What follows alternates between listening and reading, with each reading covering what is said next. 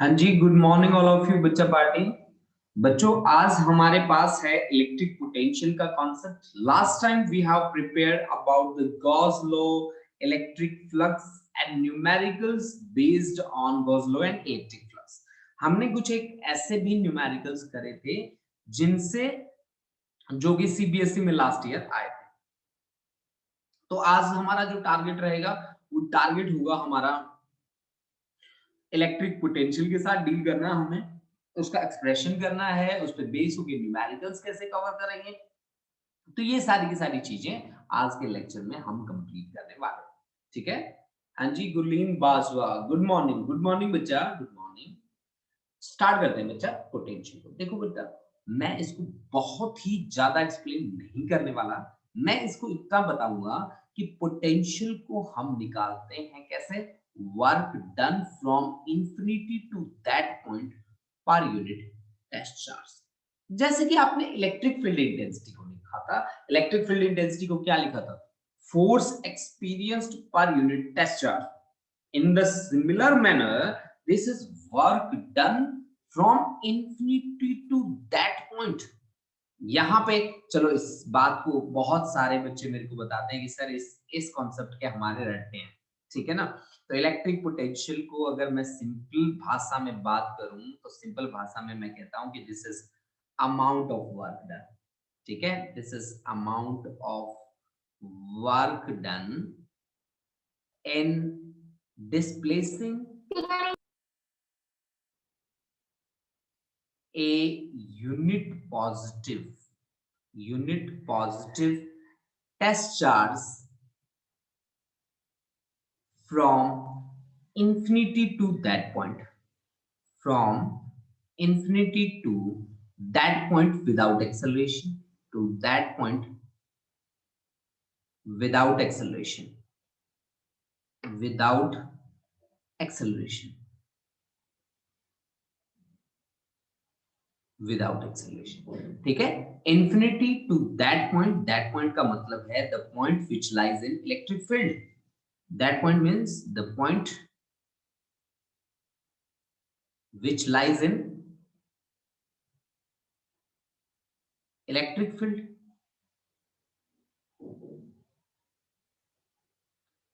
The point which lies in electric field. ठीक है ना। दैट पॉइंट का मतलब है वो पॉइंट जो फील्ड के अंदर लाई करता है। अब आपने क्या कहा कि मैथमेटिकली जब बात करी जाती है ना तो V is equal to W upon Q। तो W work done from infinity to that point, और चार्ज कैसा होता है? टेस्ट चार्ज होता है। अब कंसीडर कर लीजिए, इसका एक्सप्रेशन कराता हूं फटाफट। इसी के एक्सप्रेशन में इसी की एनर्जी भी आ जाएगी हमारे पास, क्योंकि जहां जहां मेरे को जरूरत पड़ेगी एनर्जी की वहां वहां मैं उसको यूज कर लूंगा। ठीक है, जहां जहां मेरे को एनर्जी की रिक्वायरमेंट होगी वहां वहां मैं उसको फटाक से यूज कर लूंगा। ये मान लीजिए मेरा एक सोर्स चार्ज है। ठीक है ना। मान लीजिए ये सोर्स चार्ज है और इससे इनफाइनाइट डिस्टेंस पे बैठा है कौन? एक टेस्ट चार्ज। इससे इनफाइनाइट डिस्टेंस पे बैठा है एक टेस्ट चार्ज। इनफाइनाइट डिस्टेंस पे मान लीजिए यहाँ, ठीक है ना, यहाँ मेरे पास बैठा है एक टेस्ट चार्ज। ठीक है, और उस टेस्ट चार्ज को मैं लिख देता हूं कैसे? कैसे मैं लिख देता हूं उसको? टेस्ट चार्ज को मैं लिख देता हूं कि यहाँ पे इंफिनिटी पे बैठा है। ठीक है, वो है आपके पास Q नोट जो पॉजिटिव है और वेरी वेरी स्मॉल है, बहुत ही स्मॉल चार्ज है। ठीक है, वेरी वेरी स्मॉल। ये आपका Q नोट टेस्ट चार्ज है जो इंफिनिटी पे बैठा है, जो पॉजिटिव है और बहुत ही स्मॉल है। हमें इसे कहां से लेकर कहां तक लेके आना है? O ओरिजिन पे बैठा है source charge plus Q। This is source charge actually. ठीक है ना। और मुझे यहां तक लेके आना है, मान लीजिए O से लेकर A तक लेके आना है, और OA इज इक्वल टू कितना है? R। अब मैं इंफिनिटी से लेके चल पड़ा और चलते चलते मैं पहुंच गया किसी पॉइंट B पे, जो पॉइंट यहां से कितने डिस्टेंस पे लाई करता है? मान लीजिए यहां इस सोर्स से इसका जो डिस्टेंस है, यहां से लेकर यहां तक का जो डिस्टेंस है वो मान लीजिए x डिस्टेंस है। x डिस्टेंस है। अब अगर x डिस्टेंस है, मान लीजिए ये x डिस्टेंस है, तो x डिस्टेंस पे आके क्यू नोट को ये प्लस क्यू क्या करेगा, रिपेल करेगा with some force, and that force I think must be equal to k Q1 Q2 Q1 की जगह Q Q2 की जगह Q naught divide bye x square, ये इतनी फोर्स होनी चाहिए। यानी कि अब मुझे अगर आगे बढ़ना है तो कम से कम इतना फोर्स अप्लाई करना पड़ेगा। अब मैंने इतना फोर्स अप्लाई किया और मैं अप्लाई करके बी से लेकर सी तक आ गया, covering a small displacement, that displacement is dx।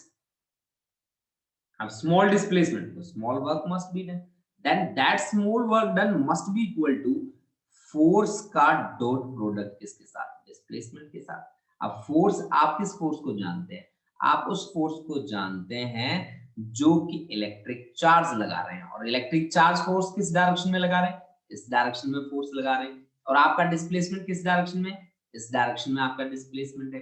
तो दोनों के बीच जो एंगल है वो एंगल कितना बन गया, यहां से देखो दोनों के बीच एंगल बन गया 180 डिग्री।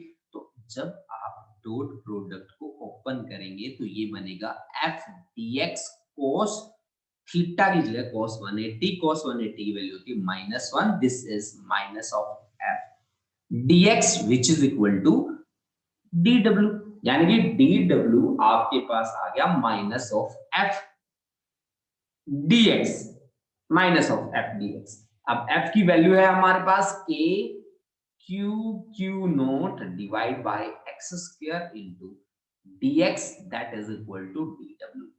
अब आपको क्या निकालना है, आपको कंप्लीट वर्क डन निकालना है। तो कंप्लीट वर्क डन निकालने के लिए आपको क्या करना पड़ेगा, इंटीग्रेट करना पड़ेगा, किसके विद रिस्पेक्ट, x के विद रिस्पेक्ट।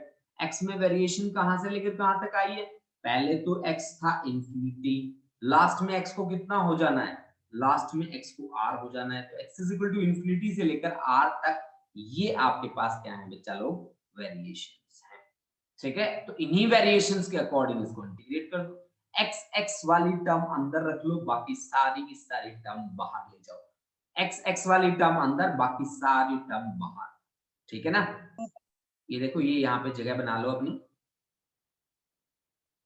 x वाली टर्म को अंदर रखो, बाकी सारी टर्म्स बाहर ले जाओ। तो आपके पास w इज इक्वल टू कितना आया, w is equal to k q nought integration में 1/x स्क्वायर, x की पावर होगी -2 और into dx, x is equal to infinity से लेकर x is equal to r तक, r स्मॉल r है भाई, x is equal to infinity से लेकर स्मॉल r तक। ठीक है ना, ये देखो जी, अब इसको सॉल्व करोगे बच्चा लोग, तो w is equal to k q nought x की पावर -2 इंटीग्रेशन में एक ऐड हो जाती है पावर, और जितनी ऐड हुई है वो नीचे चली जाती है, और इसकी लिमिट्स हम लोग लिख देंगे इंफिनिटी से लेकर r तक, इंफिनिटी से लेकर r तक। ठीक है, अब इसकी लिमिट पुट कर दो भाई बच्चों, w is equal to k q nought x की पावर -1 डिवाइड बाय -1 इंफिनिटी से लेकर r तक। ठीक है, तो आपके पास जो वर्क डन आया वो वर्क डन आया -1 आगे चला जाएगा minus k q nought minus k q nought, minus sign देखो -1 नीचे था ना, ये मैं यहाँ ले आया, x की पावर -1 का मतलब क्या है 1/x, कहां से लेकर कहां तक, इंफिनिटी से लेकर r तक। लिमिट पुट करने का क्या तरीका होता है, upper limit minus lower limit, तो k q note upper limit है r माइनस लोअर लिमिट है इंफिनिटी, 1/इंफिनिटी होता है 0। तो आपके पास वर्क डन जो है वो आ गया -k q naught divide bye क्या r, ये आपका वर्क डन आ गया। देखो बच्चों, वर्क डन आपका नेगेटिव है, नेगेटिव आने का क्या मतलब है कि उसकी टेंडेंसी अपनी मीन पोजीशन पे वापस जाने की है, यानी कि वो इक्विलिब्रियम की कंडीशन को क्या करता है, सेटिस्फाई करता है कहीं ना कहीं, that's why the negative sign is here. ठीक है, और यही आपके पास है electrical potential energy, electrical potential energy.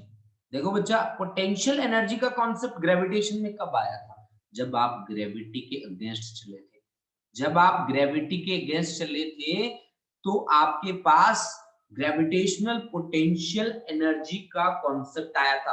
तो इलेक्ट्रिकल पोटेंशियल एनर्जी का कॉन्सेप्ट कब आएगा? जब आप चार्जेस के अगेंस्ट चलोगे, यानी कि यहाँ पे पॉजिटिव चार्ज था, पॉजिटिव सोर्स था, और आपने टेस्ट भी पॉजिटिव लिया, यानी कि जब आप अगेंस्ट चले तब आपके पास कॉन्सेप्ट बना किसका? इलेक्ट्रिकल पोटेंशियल एनर्जी का। अगर अगेंस्ट नहीं चलते तो क्या कॉन्सेप्ट बनता? नहीं बनता। क्यों नहीं बनता? क्योंकि आपको कोई फोर्स ही नहीं लगानी पड़ती। अगर एक पॉजिटिव है एक नेगेटिव है तो दोनों एक दूसरे को अपने आप ही अट्रैक्ट कर लेंगे, आपको कोई फोर्स की जरूरत नहीं है लगाने की। अगर फोर्स नहीं होगा तो आपकी तरफ से कोई डिस्प्लेसमेंट नहीं हुआ, आपने कोई फोर्स नहीं लगाई, no work. No work means no energy is required, कोई एनर्जी की रिक्वायरमेंट नहीं होगी। अगर यहाँ पे दो चार्ज ऐसे हैं जिनका नेचर अपोजिट है, एक पॉजिटिव एक नेगेटिव, तो यानी कि अगर आपको इलेक्ट्रिकल पोटेंशियल एनर्जी का कॉन्सेप्ट लेके आना है तो दोनों चार्जेस को क्या रखना पड़ेगा?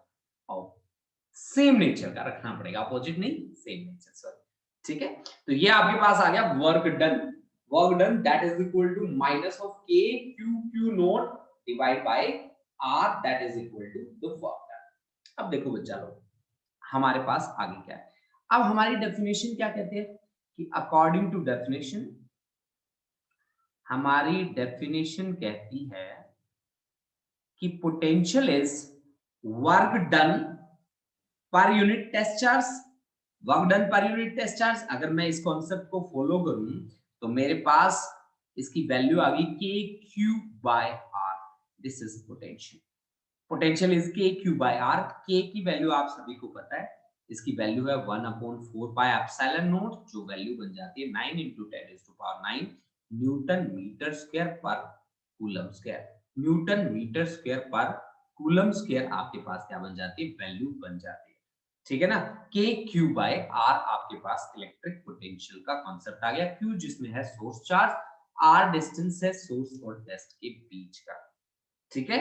और पोटेंशियल की यूनिट क्या होती है बच्चा? पोटेंशियल की यूनिट होती है बेटा वोल्ट। वोल्ट किसके बराबर होगा? जूल, ठीक है ना। और चार्ज की यूनिट कूलम, ठीक है। तो आपके पास जूल जो बना वो किसके इक्वल बना?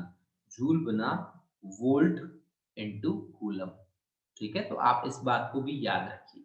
आपको ये बात भी याद रखनी है कि इलेक्ट्रिक पोटेंशियल एक स्केलर क्वांटिटी है।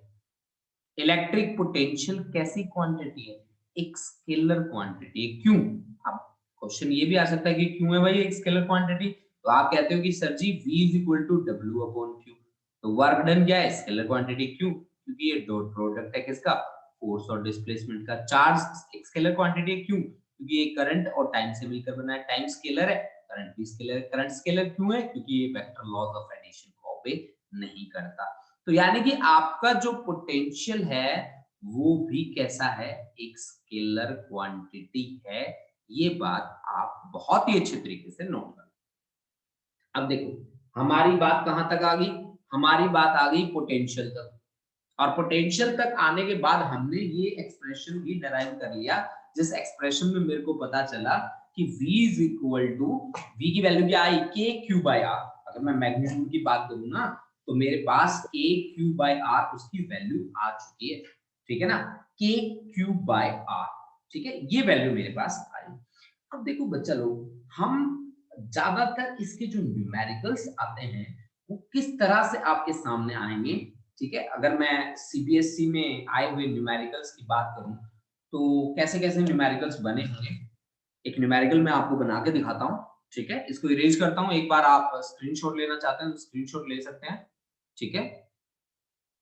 देखो बच्चा लोग, एक न्यूमेरिकल बनाते हैं आप लोगों के लिए और फिर देखते हैं कि हम उसको किस तरह से सॉल्व कर पाएंगे कि नहीं कर पाएंगे।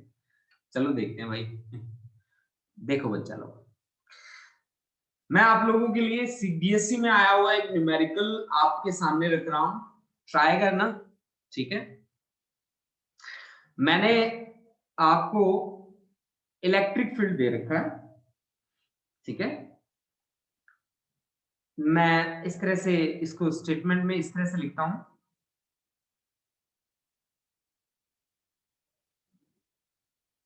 इलेक्ट्रिक फील्ड मैंने दिया है आपको किसी पॉइंट पे, at a point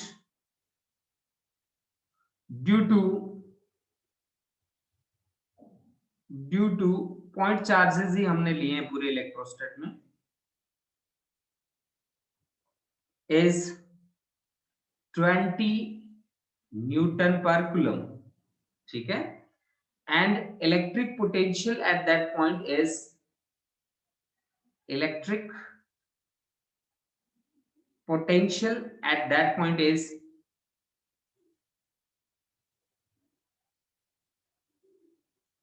is 10 joule per second, ठीक है ना, 10 joule per coulomb, sorry second नहीं। Calculate the distance from charge, आपको कैलकुलेट करना है आर की value, calculate the distance from charge, number एक बात, ठीक है, फ्रॉम चार्ज और magnitude of charge.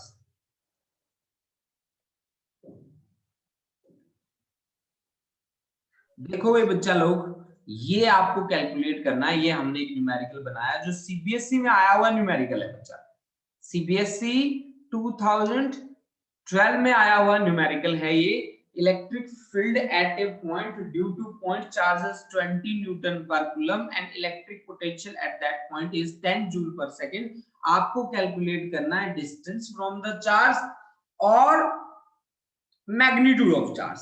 Magnitude of charge भी आप निकाल के बताओगे मेरे को, और डिस्टेंस भी आप मेरे को बताओगे। बताओ कैसे कैसे करोगे सॉल्व। देखो बच्चा लोग, आपको पता है ना इलेक्ट्रिक फील्ड इंटेंसिटी क्या होती है, K Q by R square.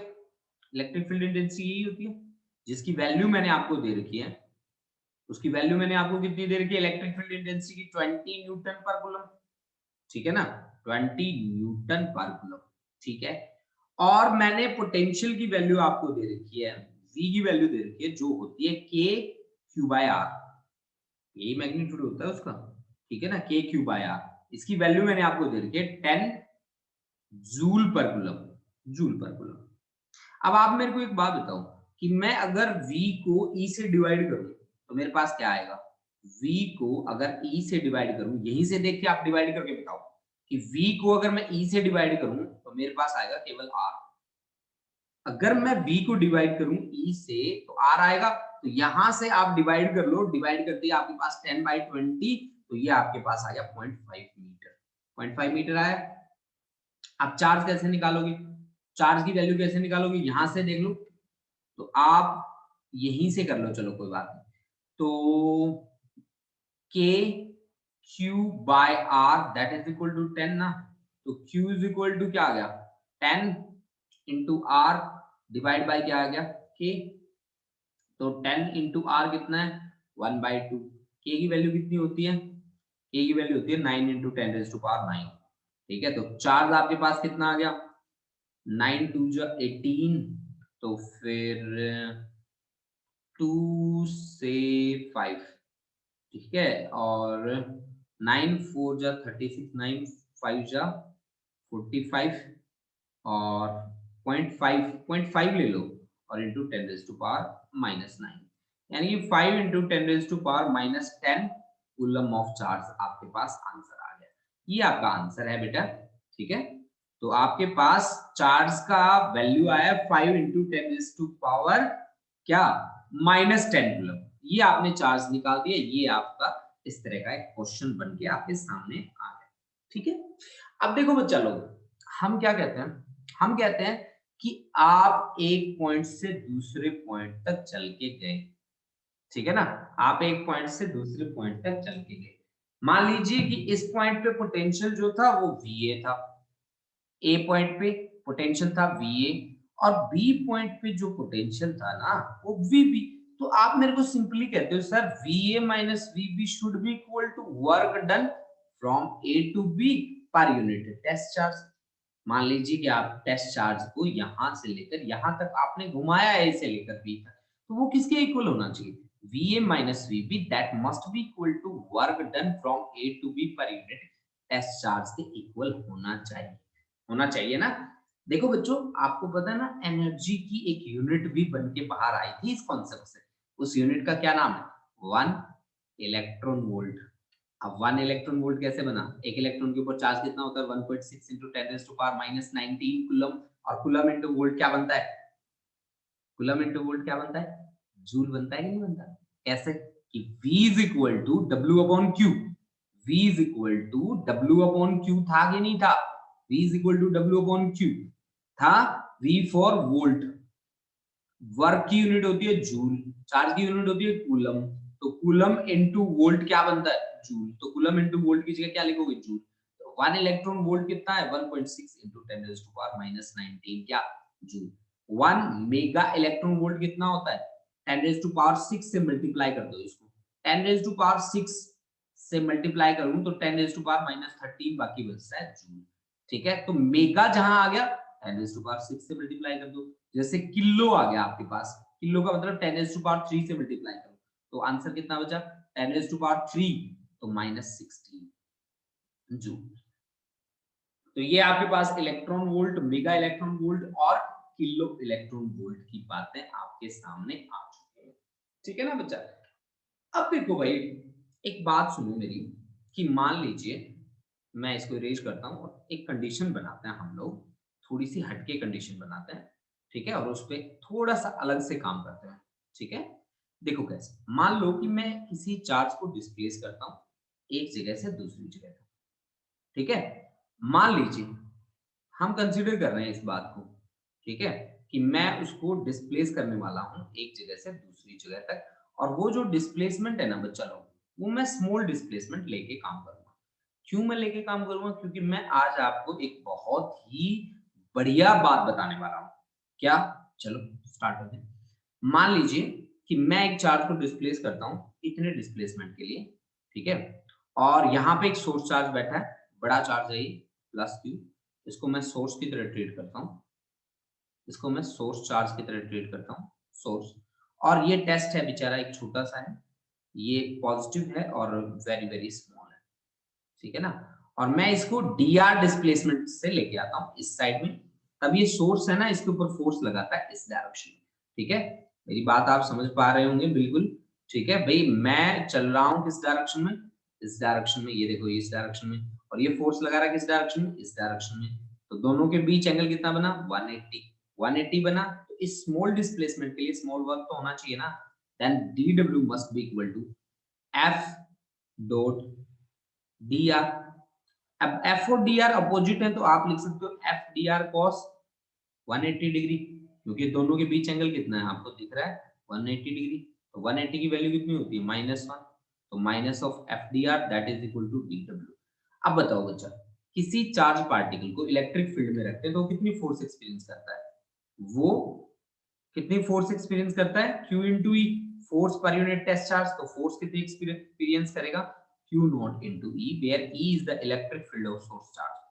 तो F की जगह पे Q not into E into D R that is equal to D W. तो D W divide by Q not that becomes equal to minus of E D R, minus of E D R, minus of E D R. अब आप मेरे को एक बात बताओ कि work done per unit test charge क्या था? पोटेंशियल। अब वर्क डन स्मॉल है तो पोटेंशियल भी कितना होगा? स्मॉल। तो आपके पास dv is equal to minus of edr। तो E इज इक्वल टू क्या बन गया बच्चा? Minus of dv by dr। मैं आपको बता दूं कि electric field intensity is equal to negative of the potential gradient. ठीक है ना? Negative of the potential gradient. E is equal to minus of dv by dr। इसको बोलते हैं बच्चा potential gradient. Potential potential gradient, gradient, gradient इसको बोलते हैं पोटेंशियल ग्रेडियंट। मैं आपको बता दूं कि ये जो रिलेशन है ना, this is the final relation. ठीक है, और यही रिलेशन आपका एक्सेप्टेबल रिलेशन भी है कि पोटेंशियल ग्रेडियंट के क्या होता है? ये नेगेटिव होता है। This is the relationship between electric field and electric potential. Electric field intensity और इलेक्ट्रिक पोटेंशियल के बीच रिलेशनशिप को भी ये रिप्रेजेंट करके चलता है। अब आप मेरी एक बात सुनो, आपने क्या कहा कि सर जी आप ना पोटेंशियल इलेक्ट्रिक पोटेंशियल निकालते हो work done from infinity to that point per unit test charge. तो आपने मेरे को वर्क डन जो निकाल के बताया ना बच्चा लोग, वो आपने मेरे को बताया K Q Q nought divide by R. और आपने मेरे को ये भी कहा कि sir ji this is electric potential energy, ये इलेक्ट्रिक वर्क डन है तो वो एनर्जी के बराबर तो होगा। ठीक है भाई। अब अगर मान लो मैं आपको ऐसा एक न्यूमेरिकल दे दूं कि मेरे पास ना एक स्क्वायर है, स्क्वायर मान लीजिए, ठीक है, और उसकी हर साइड जो है वो 10 सेंटीमीटर की है, ये साइड भी 10 सेंटीमीटर, ये भी 10 सेंटीमीटर, ये भी 10 सेंटीमीटर और ये भी आपका 10 सेंटीमीटर। एक कोना है ए, दूसरा कोना है बी, तीसरा कोना है सी, चौथा कोना है मेरे पास डी। आपको ये क्वेश्चन किया जाएगा आपसे कि आप मेरे को ये बताइए कि यहाँ पे बैठा है 1 माइक्रोकूलम का चार्ज, यहाँ पे बैठा है -2 माइक्रोकूलम का चार्ज, यहाँ पे बैठा है 1 माइक्रोकूलम का चार्ज और यहाँ पे बैठे, यहाँ माइनस ले लो, यहाँ +2 माइक्रोकूलम का चार्ज। इन सारे के सारे चार्जेस को आपस में बांधे रखने के लिए या ये जो सिस्टम है इसको मेंटेन रखने के लिए कितनी एनर्जी की जरूरत पड़ेगी बताओ। How much energy is required to maintain this system, ये आपसे क्वेश्चन किया जा सकता है। भाई आपके पास ये चार्जेस बैठा रखे हैं, भाई डी पे आपको बैठा रखा है +2 और सी पे बैठा रखा है -1, बी पे आपका -2, ए पे 1, तो आपको कितने मतलब वर्क डन की जरूरत होगी। तो पहले आप वर्क डन निकालोगे कहां से लेकर कहां तक, ए से लेकर बी तक, फिर आप वर्क डन निकालोगे बी से लेकर सी तक, फिर आप वर्क डन निकालोगे सी से लेकर डी तक, फिर आप वर्क डन निकालोगे डी से लेकर ए तक, फिर आप वर्क डन निकालोगे ए से लेकर सी तक, फिर आप वर्क डन निकालोगे बी से लेकर डी तक और सभी को ऐड कर दोगे। This is the total energy required to maintain this system, total energy required. अब आप सोचते होंगे कि ये हम कैसे करेंगे सर, वर्क डन ए से बी कैसे निकालेंगे। वर्क डन ए से बी निकालने के लिए आपको क्या करना पड़ेगा बताओ। वर्क डन ए से बी के, पहला चार्ज देखो 1, 1 का मतलब है 10 रेज़ टू पावर -6, 1 माइक्रो है ना, माइक्रो का मतलब होता है 10 रेज़ टू पावर -6 इनटू दूसरा चार्ज माइनस वाला है तो माइनस ही करना पड़ेगा आपको, तो 2 × 10 रेज़ टू पावर -6 और डिवाइड बाय इनके बीच का डिस्टेंस कितना है 0.1, तो 0.1 का पावर 2। ठीक है ना, सॉल्व कर लो, work done from A to B आ जाएगा। इस न्यूमेरिकल को थोड़ा सा मैं एक्सटेंडेड फॉर्म में दिखाता हूं आपको, इसको इरेज करते हैं हम लोग और मैं आपको तरीके से इस न्यूमेरिकल को सॉल्व करके दिखाता हूं। देखो कैसे, थोड़ा सा अच्छा सा वे यूज करते हैं इसमें और अच्छे से वे से आपको मैं ये सॉल्व करके बताता हूं। देखो बच्चा, देखो भाई बच्चा कैसे हम इसको थोड़ा सा अच्छे तरीके से हम सॉल्व कर पाएंगे। देखिए, हाँ जी, देखो भाई बच्चा लोग, आपको इस तरह से एक स्क्वायर दे रखी है, मान लीजिए ये एक स्क्वायर दे रखी है आपको ऐसे ऐसे ऐसे, मान लिया आपने ये हमें एक स्क्वायर गिवन है, ये है भाई ए, ये है आपके पास बी, ये आपके पास सी, ये आपके पास डी। ठीक है, तो ये हर एक साइड इसकी, अब हर साइड ले लेते हैं 4 सेंटीमीटर, ये 4 सेंटीमीटर है, ये भी 4 सेंटीमीटर है, ये भी 4 सेंटीमीटर है और ये भी 4 सेंटीमीटर आपको गिवन। आपको कहा गया कि इस पे ना चार्जेस हमने रखे हैं, यहाँ पे रखा है हमने 1 माइक्रोकूलम का चार्ज, यहाँ पे हमने रखा है -2 माइक्रोकूलम का चार्ज, यहाँ पे हमने रखा है -1 माइक्रोकूलम का चार्ज और यहाँ पे हमने रखा है 2 माइक्रोकूलम प्लस का चार्ज। इसको पूरे को मेंटेन करना है, इस सिस्टम को मेंटेन करने के लिए कितनी एनर्जी की रिक्वायरमेंट होगी। तो आप एनर्जी की रिक्वायरमेंट कैसे निकालेंगे, एनर्जी की रिक्वायरमेंट निकाल लीजिए टोटल वर्क डन के इक्वल। टोटल वर्क डन आपका होगा ए से बी, ठीक है ना, work done from B to C plus work done from C to D plus work done from D to A plus work done from कहां से लेकर कहां तक A to C plus work done from B to D. ये सारे work done निकाल लो, add कर दो और देख लो क्या बात आनी है। ठीक है ना, देख लो फिर क्या बात आनी। Work done from A to B, आप देखिए work done from A to B, work done from A to B के आपके पास 2 माइक्रोकूलम, तो 2 इंटू 10⁻⁻6, ये माइनस है तो माइनस साइन यहाँ पे लाना पड़ेगा आपको 1, तो 10⁻⁻6 डिवाइड बाय 4 सेंटीमीटर, यानी कि 4 सेंटीमीटर का मतलब है 0.04, यानी कि 16 इंटू 10⁻⁻4 कर दो इसको, तो ये आपके पास आ गया माइनस के इंटू 1/8 इंटू 10⁻6 6 12 12 4 8, 12 में से 4 गए 8, 10⁻⁻8, ठीक है ना। तो आप के की वैल्यू अगर रखें तो minus of 9 into 10⁻9 into 10⁻8 divide by क्या है 8, 8 से ये 9 कैंसिल कर दो, कोई बात नहीं, अप्रोक्सीमेटली लो, माइनस 10 आ गया आपके पास, work done from A to B 10 joule आ गया। अब इसी तरह से work done from B to C निकाल दो। बी टू सी के लिए क्या करना पड़ेगा, के बी टू सी दोनों के दोनों माइनस है तो प्लस हो गया 10⁻⁻6 इंटू 2 इंटू 10⁻⁻6 डिवाइड बाई 4 4 जा 16 इंटू 10⁻⁻4 टू 8 जा, तो यानी कि ये आपके पास आ गया जी कितना, ये आपके पास कितना आया जी वर्क डन, ये आपके पास आ गया जी के बाई 8 इंटू 10⁻⁻ कितना -8, यानी कि उसी की तरह ये आ गया आपके पास प्लस, क्या आया ये प्लस 10 जूल के लगभग आ गया। वर्क डन फ्रॉम, अब कर दो सी से डी, बी से सी, सी से डी, सी से डी आपके पास कितना आ जाएगा 2 और 1, 2 और 1 के बीच कितना आएगा बताओ, -10 जूल आना चाहिए, क्योंकि 2 और 1 और वही डिस्टेंस है 2 और 1, ठीक है, ठीक है जी। अब इसी तरह से डी टू ए आपके पास वर्क डन कितना आना चाहिए 1 प्लस, और दोनों के दोनों प्लस, तो ये आपका 10 जूल।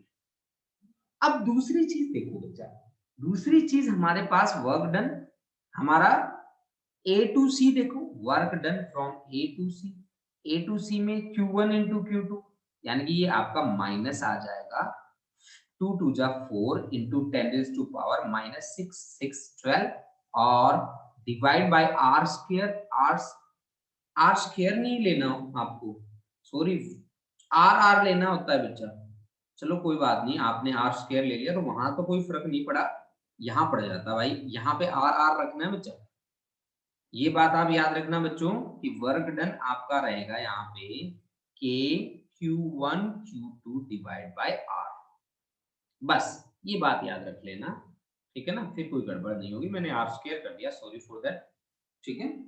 तो आपके पास दोनों चार्जेस की प्रोडक्ट डिवाइड बाय आर, तो ये आ गया -4 इंटू 10⁻12 और के की वैल्यू है 9 इंटू 10⁻9 और डिवाइड बाय आर, आर कितना बनेगा 4 4, तो 4√2 बनेगा, 4√2 इंटू 10⁻2, ठीक है भाई, ठीक है ना बच्चा।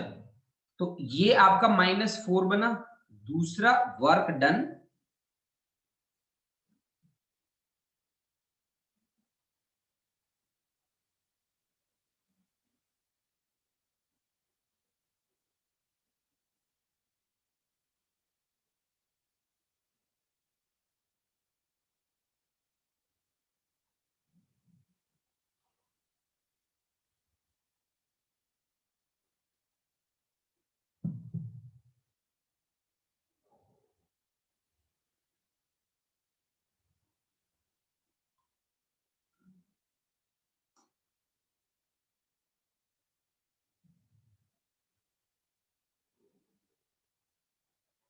देखो भाई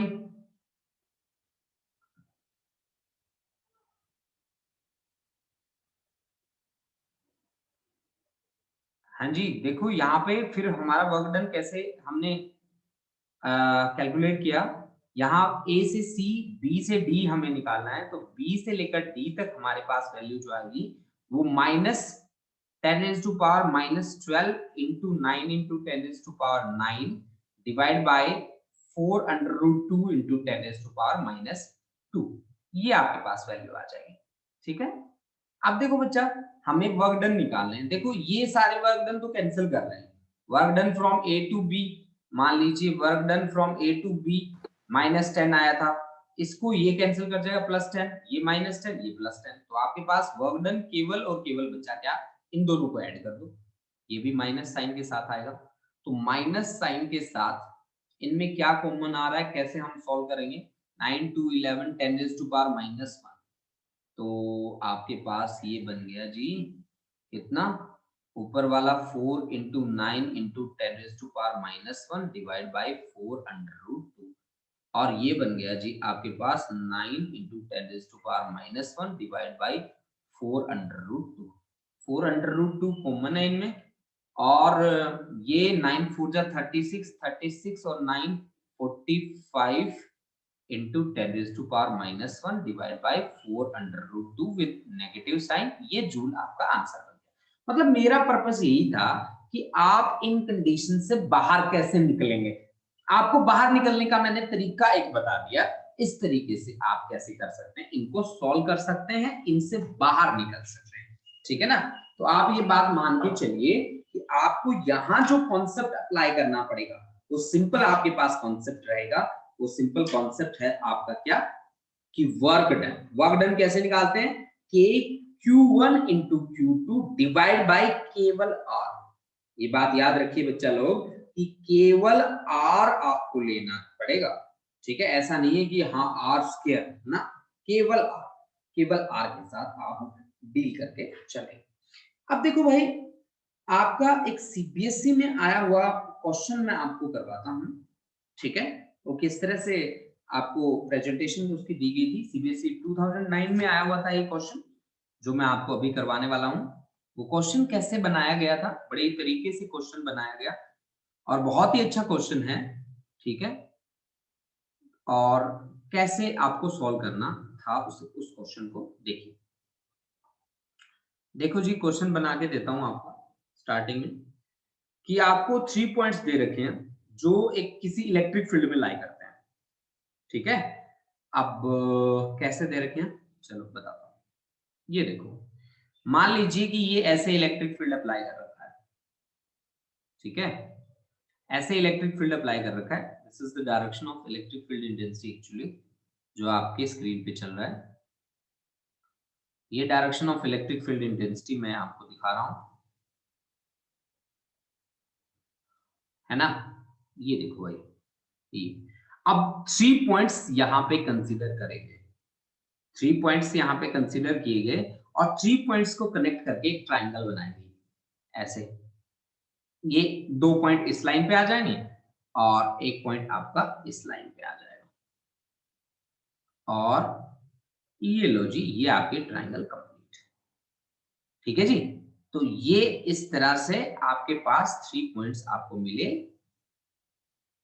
ये देखो जी, ये 3 पॉइंट्स आपको गिवन है, एक ए पॉइंट है, एक बी पॉइंट है और एक आपका सी पॉइंट है, ठीक है, और ये BC आपको 3 सेंटीमीटर प्रोवाइडेड था और ये आपको 5 सेंटीमीटर प्रोवाइडेड था, ठीक है, और इलेक्ट्रिक फील्ड की स्ट्रेंथ आपको प्रोवाइडेड थी, इलेक्ट्रिक फील्ड की स्ट्रेंथ प्रोवाइड कितनी थी, 5 into 10⁻³ newton per coulomb. Find the potential difference between A and C, find potential difference between A and C, between A and C, find कीजिए potential difference between A and C, ये आपका numerical था जो आया था 2009 के अंदर आया था बच्चा पार्टी, ठीक है ना।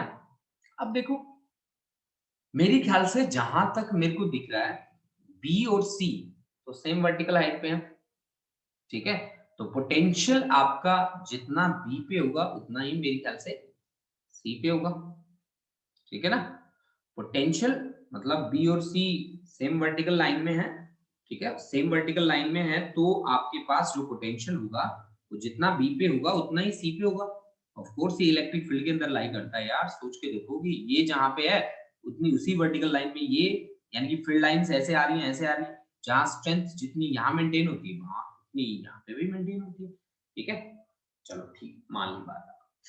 अब हमें पोटेंशियल डिफरेंस निकालना है, किस किस के बीच का, ए और सी के बीच का, तो यानी कि अगर मैं ए और बी के बीच का निकाल लूं तो बात बन जाएगी, बिल्कुल बन जाएगी कि V A C that should be equal to V A B.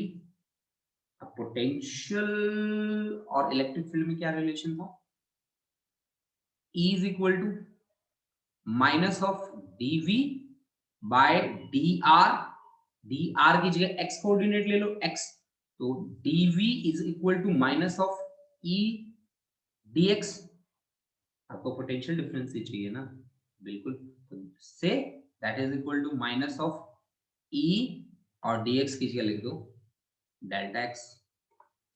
ठीक है, अब डेल्टा x किसके बराबर है, डेल्टा x है जी आपका AB के बराबर। अब AB की जी वैल्यू निकालनी पड़ेगी, ट्रायंगल दिख तो रही है आपको, आसानी से निकाल लोगे आप। अब तो 1 मिनट का काम रह गया, AB की वैल्यू निकालना, AC का पावर 2 माइनस BC का पावर 2। AC की वैल्यू कितनी है जी 5 सेंटीमीटर, तो 5 का स्क्वायर माइनस 3 का स्क्वायर, 25 माइनस 9 कितना हो गया 16, 16 का मतलब 4 सेंटीमीटर, 4 सेंटीमीटर का मतलब 4 into 10 raise to power minus 2 metre. क्या कहते हो, बिल्कुल। तो VAC, तो VAC that is equal to VAB which is equal to minus of E की वैल्यू कितनी है 5 into 10 raise to power 3 into 4 into 10 raise to power minus 2। क्या कहते हो, सही आया कि नहीं आया, ठीक है जी। तो कितना आंसर बना 5 4 जा 20 और 20 एक पावर बच जाएगी, तो आपके पास 200 माइनस 200 क्या volt. This is the final answer. ठीक है, सीबीएसई में आया हुआ क्वेश्चन था बच्चा जो हमने यहाँ पे कवर किया है। तो इस तरह के क्वेश्चंस आपके सामने बन के आएंगे जिनको आप, अगर आपके बेस क्लियर है, आपका कॉन्सेप्ट क्लियर है, तो फिर आपको कोई प्रॉब्लम नहीं होनी उनमें। ठीक है, प्रॉब्लम तभी है जब आपका बेस क्लियर नहीं है, बेसिक फंडा आपका क्लियर नहीं है। ठीक है, अदरवाइज आप बहुत इजीली इनके साथ डील कर जाओगे। ठीक है, अब देखो बच्चा, मान लीजिए कि आपको ऐसा ऐसा न्यूमेरिकल दे दिया, ऐसे ऐसे न्यूमेरिकल भी मैंने बड़े देखे हैं। ठीक है, एनसीईआरटी का एक न्यूमेरिकल उठा के लेके आ रहा हूँ नेक्स्ट वाला। ठीक है, एनसीईआरटी का न्यूमेरिकल लेके आ रहा हूँ। वो न्यूमेरिकल आपको क्या कहता है, चलो उसकी भी बातें सुनते हैं और उसको सॉल्व करने की कोशिश करते हैं। क्योंकि एनसीईआरटी के न्यूमेरिकल इस बार मैं कहता हूं कि एनसीईआरटी को तो बिल्कुल भी मत छोड़ो। ठीक है, पॉइंट टू पॉइंट पढ़ जाओ चाहे। ठीक है, मतलब इतना आप कवर कर सकते हो कि पॉइंट टू पॉइंट पढ़ जाओ चाहे, मैं तो कहता हूं पॉइंट टू पॉइंट पढ़ जाओ। ठीक है, देखो एनसीईआरटी का एक न्यूमेरिकल मेरे को क्या बना के दिया है इन लोगों ने, देखिए मेरे को एनसीईआरटी वालों ने कहा कि हमारे पास दो चार्ज है और दोनों के बीच 15 सेंटीमीटर का सेपरेशन है। मेरे पास एक चार्ज है Q1 जिसकी वैल्यू मेरे को दी थी 3 into 10 raise to power minus 8 coulomb, और दूसरा चार्ज मेरे को नेगेटिव चार्ज दिया इन लोगों ने और मेरे को कहा कि इसकी वैल्यू है 2 into 10 raise to power minus 8 coulomb, और दोनों के बीच का जो सेपरेशन है वो है 15 centimetre. R is equal to आपको दे दिया 15 सेंटीमीटर, 15 सेंटीमीटर का सेपरेशन है दोनों के बीच का। ठीक है, अब इन्होंने ये पूछा कि at what point on the line joining the two charges is the electric potential zero, is the electric potential zero, ये बात इन्होंने पूछ दी। ठीक है, अब देखो हम इसको किस तरह से सॉल्व करेंगे, किस तरह से आप लोगों के सामने रिप्रेजेंट करेंगे। ठीक है, देखो भाई बच्चा लोग, अगर इंफिनिटी पे पोटेंशियल को जीरो लिया हो तो भी आप इसके साथ कैसे डील करोगे। देखो देखो भाई, सिंपल, बहुत ही सिंपल कॉन्सेप्ट है। चार्ज है हमारे पास दो, ये इस तरह के चार्जेस हैं।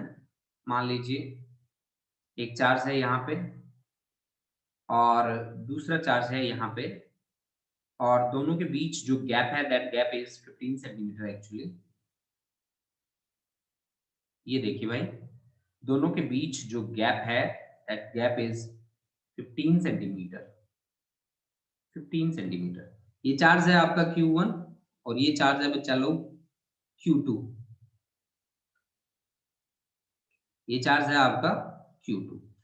तो अब देखो किस पॉइंट पे line joining these two charges, मान लीजिए यहां से x डिस्टेंस पे क्या हो जाता है, पोटेंशियल जीरो हो जाता है। तो भाई आपका x डिस्टेंस ऐसे ले लो, ठीक है, इसको सीधा सीधा करो भाई लाइन को। तो ये आपका आ गया जी x डिस्टेंस पे, मान लो x सेंटीमीटर पे वो क्या हो जाता है, जीरो हो जाता है। तो ये बाकी कितना बच गया आपके पास, ये आपने कहा जी इसको x सेंटीमीटर, x सेंटीमीटर, तो ये बाकी कितना बच गया 15 माइनस x सेंटीमीटर, ठीक है ना। तो अब आप बताओ कि x सेंटीमीटर पे पोटेंशियल कितना होगा q1 का, तो v1 की वैल्यू आ गई आपके पास k q1 divide by x into 10 raised to power minus 2, आएगी नहीं आई बिल्कुल। और v2 की वैल्यू बताओ भाई, तो v2 की वैल्यू है k q2 डिवाइड बाय कितना 15 minus x centimetre 10 raised to power minus 2। अब दोनों को ऐड कर दो जी, v1 plus v2 that should be equal to 0 होना चाहिए, 0 के बराबर। तो अब आप वैल्यू रखो, दोनों में जो कॉमन है उसे बाहर निकाल दो, k कॉमन है जी, है ना, और divide by 10 raise to power minus 2 common है जी, बचा गया q1 by x plus q2 by 15 minus x that is equal to 0, यानी कि q1 by x that is equal to minus of q2 by 15 minus x। q1 की value कितनी है 3 into 10 raised to power minus 8 divided by x that is equal to minus, ये minus ही है तो minus minus plus हो गया, 2 into 10 raised to power minus 8 divided by 15 minus x, 10 raised to power minus 8 minus 8, 3 by x यानी कि 15 3 जा 45 minus 3x that is equal to 2x, तो यानी कि 5x is equal to 45, तो x is equal to कितना आ गया 9 centimetre, answer आ गया 9 सेंटीमीटर, ठीक है। तो इस तरह के न्यूमेरिकल्स भी आपको दिए जा सकते हैं, ठीक है ना बच्चा लोग, ठीक है। अब मान लो कि ये तो पॉइंट था जो इन दोनों के बीच लाई करता था, मान लीजिए एक्सटेंडेड लाइन पे लाई करता हो, तो एक्सटेंडेड लाइन पे लाई करता हो तो आप लोग इस काम को परफॉर्म करके देखेंगे कि Q2 के पास मान लीजिए x डिस्टेंस पे यहां किसी पॉइंट P पे, यहां किसी पॉइंट P पे मान लीजिए net potential V1 plus V2 क्या हो जाता है 0 हो जाता है। तो एक का डिस्टेंस x लेना है, दूसरे का डिस्टेंस 15 प्लस x सेंटीमीटर लेना है और x की वैल्यू कैलकुलेट कर लेंगे, ठीक है। तो कैलकुलेट कर लोगे, मेरे ख्याल से बहुत इजीली आप कैलकुलेट कर लोगे ये वैल्यू, ठीक है, आपके लिए बहुत ज्यादा डिफिकल्ट नहीं रहेगी ये वैल्यू, ठीक है। तो ये था बच्चा आज का हमारा जो हमने जो हमारा जो लेक्चर रहा वो बेस्ड रहा किस पे, इलेक्ट्रिक पोटेंशियल पे। सही 10 बजे सभी बच्चे प्लीज कनेक्ट हो जाएं क्लास में, जितने बच्चे यहाँ पे बैठे हैं प्लीज कनेक्ट करने की कोशिश करें राइट 10 o'clock, ठीक है। तो जो बच्चा मेरे यहाँ बैठा है अभी क्लास में मैं अटेंडेंस मार्क कर देता हूँ, ठीक है। हाँ जी, कौन कौन बच्चा बैठा है, यहाँ है आकर्षण वालिया, आश्रय, आकृति, दमनजीत, दमनजीत कौर और गुरलीन बाजवा, गुरलीन कौर, गुरलीन सैनी, तीनों है गुरलीन, हर्षदीप सिंह, इमनंदनप्रीत कौर, जानवी सहोता, कशिश, लवलीन, मनीषा, मनजोत कौर दोनों क्लास के, मंजू चौधरी, मनरीत कौर, संदल, और संदल के बाद हो गया भाई, हाँ जी इतने ही बच्चे हैं।